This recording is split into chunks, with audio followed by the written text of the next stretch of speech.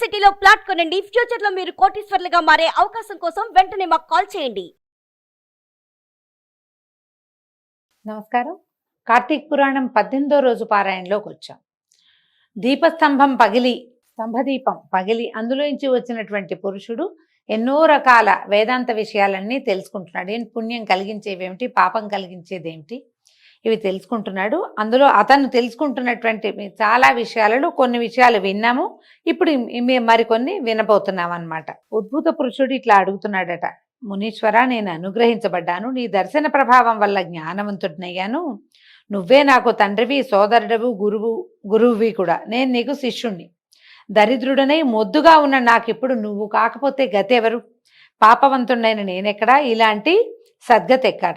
పాపములకు స్థానమైన నేనెక్కడా, పుణ్యప్రదమైన కార్తీక మాసం ఎక్కడా, మునీశ్వరులు ఎక్కడా, ఈ విష్ణు సన్నిధి ఎక్కడా? ప్రారబ్ధ సుకృతం ఉంటే గనక తప్పకుండా ఫలిస్తుంది. ఏనాడో ఎప్పుడో పెట్టుకున్నాను, ఈ పుణ్యాన్ని చేసుకున్నాను. నేను మధ్యలో పాపం అంతా అనుభవించాను, అప్పుడు చేసినటువంటి పుణ్యం ఇప్పుడు ఫలప్రదమైంది. నాకేదో పూర్వపుణ్యం ఉంది కాబట్టే ఇప్పుడు నాకు ఇదంతా లభించింది. కాబట్టి అయ్యా, నాకు ఇంకా చెప్పు దీని గురించి. మనుషులు విధిగా కర్మలు ఎలా చేస్తారు? ఆ కర్మలకి ఫలితం ఎట్లా కలుగుతుంది? వాటిని ఎవరు ఉపదేశిస్తారు? ఏ కర్మ అయినా చేయటానికి ముఖ్యమైనది సరైన కాలం ఏమిటి? అసలు కర్మలంటే ఏమిటి? ఇదేం కోరి ఈ కర్మలన్నీ చేయాలి మనం? ఈ విషయం అంతా వినగోరి ఉన్నాను, నాకు చెప్పు. నీ వాక్యాలు అనేటువంటి వజ్రాయుధంతో నా పాప పర్వతం అంతా హతమైపోయింది తండ్రి. నేను ఇంకొంచెం పుణ్యం సంపాదించుకుంటా, మరికొన్ని కొత్త విషయాలు తెలుసుకుంటాను అని అడిగేసరికల్లా ఈ అంగిరసుడనే మహాముని ఇట్లా చెప్తున్నాడట, ఓయి, నువ్వు అడిగిన ప్రశ్న బాగుంది నాయన. లోకహితం కోసమే నువ్వు అడుగుతున్నావు. ఈ ప్రశ్న నీ ఒక్కడికే కాదు, ప్రపంచానికే దీనికి సమాధానం కావాలి. అందుకని నీ ప్రశ్నకి సమాధానం చెప్తాను. అనిత్యమైన ఈ దేహాన్ని ఆశ్రయించి ఇంద్రియకాముడివై ఆత్మను మరిచి దేహాదులనే ఆత్మ అని తలుచుకోవద్దు. ఆత్మకెప్పుడు సుఖదుఖాది ద్వంద్వాలు లేవు. అవి కేవలము దేహానికి సంబంధించిన ధర్మాలుగా మాత్రమే ఉంటాయి. కాబట్టి ఆత్మ విషయక సందేహవంతుడు ఏం చేయాలి? కర్మ చేయాలి. దాంతో చిత్తశుద్ధి కలిగి తద్వారా జ్ఞానాన్ని పొంది దాని చేత ఆత్మని యథార్థంగా తెలుసుకోవాలి. దాని వలన ఏమిటి? చిత్తశుద్ధి కలుగుతుంది. దేహధారి అయిన వాడు తనకి విధించబడిన స్నానాది సర్వకర్మలను భక్తితో విధిగా చేయవలను. వర్ణాశ్రమ విభాగాన్ని విడవకుండా తనకు ఏ కర్మ చెప్పబడిందో విచారించి తెలుసుకుని తర్వాత దాన్ని చేయాలి. స్నానం చేయకుండా చేసే కర్మ ఏనుగు భక్షించిన వెలగపండులాగా నిష్ఫలితమైపోతుంది. బ్రాహ్మణులకు ప్రాతస్నానము వేదోక్తమై ఉన్నది. నిరంతరము ప్రాతస్నానం చేయలేనివాడు తులా కార్తీకమందును, మకర మాఘమందును, మేష వైశాఖమునందును స్నానం చేయాలి. ఈ పొద్దున్నే స్నానం చేయటం అందరికీ కుదరదండి. ఇప్పుడు ఉద్యోగాలు, వ్యవహారాలు, చదువులు, రకరకాల కార్యక్రమాల వల్ల తెల్లవారుతేట స్నానం చేయటం కుదరదు. ఎందుకు కుదరదు? కుదుర్చుకునేవాడు కుదుర్చుకుంటాడు, కుదుర్చుకోలేనివాడు, అవకాశం లేనివాడు తప్పకుండా ఎప్పుడు చేయాలంటున్నారు? కార్తీక మాఘ వైశాఖ మాసాలు, ఈ మూడిట్లలో పొద్దున్నే స్నానం చేయాలి. ఏముందండి, ఒక స్నానమే కదా. శ్రద్ధగా చేస్తే చాలా రకాల పాపాలు నశించిపోతాయి. కొన్ని మనకి పాజిటివిటీ ప్లస్ అవుతుందన్నమాట. ఈ 3 మాసాల యందును ప్రాతకాలంలో స్నానం చేసేవాడు వైకుంఠానికి వెళ్తాడు.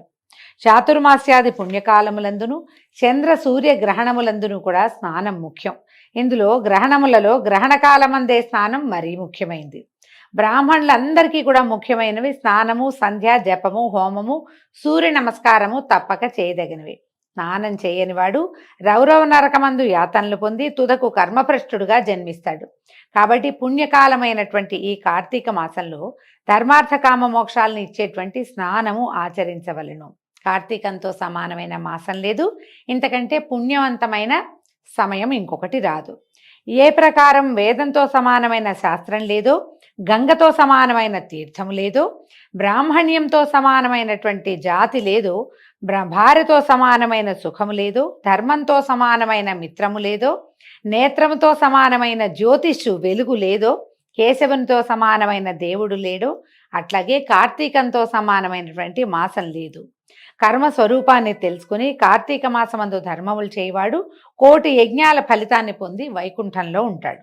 అయితే ఈ ఉద్భూత పురుషుడు ఆ స్తంభంలో నుంచి వచ్చాడు కదా, అతను అడుగుతున్నాడు, అయ్యా చాతుర్మాస్య వ్రతం అని అన్నారు, అదేంటండి అది పూర్వం ఎవరితోటి చేయబడింది, ఈ వ్రత విధిని ఎలా చేయాలి, ఈ వ్రతానికి ఏం ఫలితం వస్తుంది, దాన్ని చేసేవాడికి ఎలాంటిది లభిస్తుంది, ఆచరించే మనుష్యుడు ఏ లోకానికి పోతాడు, అది చెప్పమన్నాడు. అనేసరికల్లా అప్పుడు ఈయన అన్నాడట, అంగిరస్ మహాముని, పోయి నువ్వు మనుష్యులకి బంధువుగా ఉన్నావు, నీ ప్రశ్నలన్నీ లోకోపకారమే, లోకానికి ఉపకారం జరుగుతాయి అని చెప్పి ఏం చెప్పారట, విష్ణుమూర్తి లక్ష్మితో కూడా ఆషాఢ శుద్ధ దశమి దినమున పాల సముద్రమందు నిద్ర అనుమిషతో శయనించును. మనం తొలి ఏకాదశిగా చెప్పుకుంటాం కదా, దశమి వెళ్ళి ఏకాదశి రాగానే పడుకుంటాడు స్వామివారు, అందుకని దశమి అని చెప్తారు, కానీ మనం ఏకాదశినే నియమంగా చేసుకుంటాం. ఆ రోజున యోగ నిద్ర మిషతోటి శయనిస్తాడు. తిరిగి కార్తీక శుక్ల ద్వాదశి రోజున అంటే ఏకాదశి వెళ్తూనే లేస్తారనమాట. ఇది చాతుర్మాస్యం, అంటే 4 నెలల కాలం. ఈ 4 మాసాలు విష్ణుమూర్తికి నిద్రాసుఖాన్ని ఇచ్చేవి. అంటే హరి 8 మాసాలు వ్యాపారముతో ఉండి, అంటే ఈ క్రియ అంతా ఈ భూమండలాన్ని పాలించే క్రియలో ఉండి, సర్వప్రపంచాన్ని పాలించేవాడే కదా మహావిష్ణువు. పాలన కార్యక్రమం 8 నెలలు చేసి ఈ 4 మాసాలు విరమణ చేస్తాడు. ఆయన పాలనా వ్యవహారంలో లేడు, ఇక నిద్రపోతాడనమాట, పడుకుంటాడు. విష్ణువుకి నిద్రాసుఖాన్ని ఇస్తుంది కాబట్టి ఇది పుణ్యకాలం. ఈ కాలంలో హరిని ధ్యానించేవాడు విష్ణులోకాన్ని పొందుతాడు. ఈ 4 మాసాల్లో చేసిన పుణ్యకార్యాలు అనంతమవుతాయి. ఇది కూడా ఒక ప్రత్యేకమైనది. చాతుర్మాస్యం కొంతమందే పాటిస్తారండి. మనకి ముఖ్యంగా మనకి గురువులుగా చెప్పబడేవాళ్ళు, చతురామ్నాయ పీఠాలకి అధిష్టాతలుగా ఉన్నవాళ్ళు వీళ్ళందరూ, తర్వాత యతులు, సన్యాసులు, పూజ్య గురువులు, వీళ్ళందరూ కూడా చాతుర్మాస్య వ్రతం చేస్తారు. చాతుర్మాస్యం కొన్ని ఊళ్ళలో చేయాలని నియమం పెట్టుకుంటారు. చాతుర్మాస్యంలో ప్రయాణాలు అవి చేయకూడదన్న ఒక నియమం ఉంటుంది. ఎక్కడున్నారో అక్కడ ఉండిపోతారనమాట. దీన్ని బట్టి వారి శిష్యులు కూడా, సంసారులు కూడా, కొంచెం పెద్దవాళ్ళు అయిన వాళ్ళంతా ఈ చాతుర్మాస్య వ్రతాన్ని పాటిస్తారు. కారణం ఏంటంటే, ఈ విషయంలో నారదుడికి విష్ణుమూర్తి చెప్పింది ఒకటి ఉంది. పూర్వం కృతయుగంలో వైకుంఠలోకమందు హరి లక్ష్మితో కూడా సింహాసనం మీద కూర్చుని సురకిన్నర ఖేచరోరగ గణముల చేతను స్వగణ భృత్యుల చేతను సేవింపబడుతున్నాడు. ఖేచరులంటే ఆకాశంలో తిరిగేవాళ్ళు, ఉరగులంటే సర్పాలు, వీళ్ళంతా ఆయన్ని సేవిస్తున్నారట. ఇలా ఉండగా భగవద్భక్తుడైన నారదముని కోటి సూర్యకాంతి గల వైకుంఠ లోకానికి వచ్చాడట.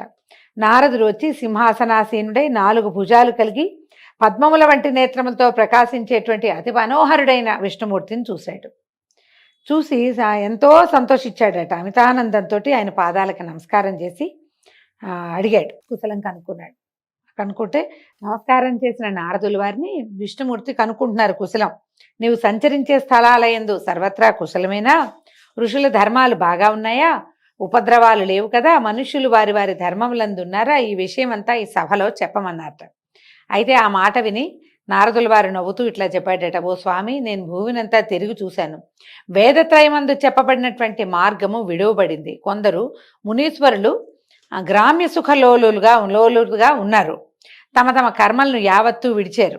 వారు దేనికేదో ముక్తులవుతారో నాకు తెలియకుండా ఉంది. కొందరేమో తినకూడని వస్తువులు తింటున్నారు, కొందరు వ్రతాలు మానేశారు, కొందరు ఆచారవంతులుగా ఉన్నారు, కానీ కొంతమంది అహంకార వర్జితులుగానే ఉన్నారు, కొందరు మంచి మార్గంలో ఉన్నారు, కానీ మరికొందరు నింద చేసేవాళ్ళుగా ఉంటున్నారు. కాబట్టి దేవా, ఏదైనా ఒక ఉపాయం చేత శిక్షించి ఈ ఋషీశ్వరులని నువ్వు రక్షించాలి అనగానే భక్తవత్సలుడు సమస్త లోకపాలకుడు అయినటువంటి హరి లక్ష్మితో సహా గరుకుమంతుడిని అధిష్ఠించి భూలోకానికి వచ్చాడట.